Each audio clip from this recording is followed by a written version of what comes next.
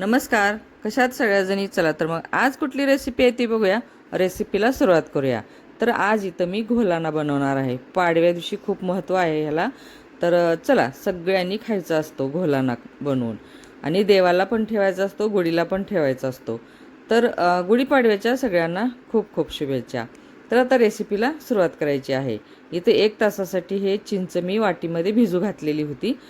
तर 1 तासात छान भिजती. जर तुमच्याकडं कमी वेळ असेल ना, तर कोमट पाणी करून तुम्ही कोमट पाण्यामध्ये चिंच भिजत घाला. तर झालेली आहे माझी चिंच भिजवून त्याचा गर काढून. तर आता इथे एक खलबत्ता घेतलेला आहे. खलबत्त्यामध्ये मी 2 मिरे घेतलेले आहेत. एक बारीक चमच्याने ओवा घेतलेला आहे चमचाभर. एक त्याच चमच्याने मी जिरे घेतलेले आहेत 1 चमचाभर. तर त्याच चमच्याने मी अर्धा चमचा इथं हिंग घेतलेला आहे. तर आता हे 4ही जिन्नस आहेत ना, तर ते वाटून घ्यायचं, बारीक वाटून घ्यायचं. तर हे झालेलं आहे आपलं बारीक वाटून. तर आता ही बाजूला करून ठेवूया. आता इथं एक बाऊल घ्यायचा आहे. तर त्या बाऊलमध्ये आता इथं मी 4 ते 5 चमचे हरभऱ्याची डाळ घालणार आहे. कारण हरभऱ्याची डाळ मी रात्रीच भिजत घातलेली होती, तर ते माझ्याकडून स्किप झालेलं आहे.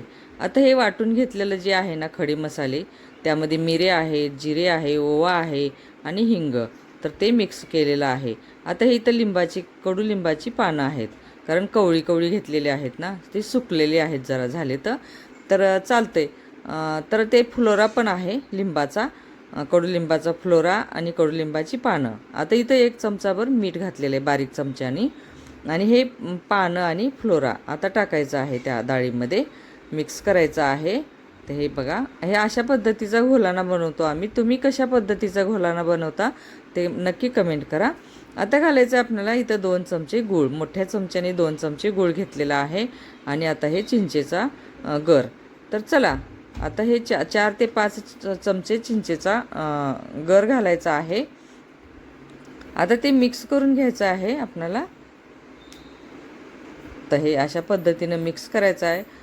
चवीला थोडासा कडू लागतो, पण खायला खूप चविष्ट लागतो. कारण गुढीपाडव्या दिवशी ह्याला खूप महत्त्व आहे.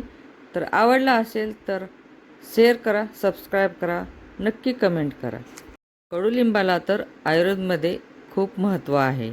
तर असा घोलाना कोणाकोणाकडे बनतो ते नक्की कमेंट करा, शेअर करा, सबस्क्राईब करा, कमेंट करायला अजिबात विसरू नका.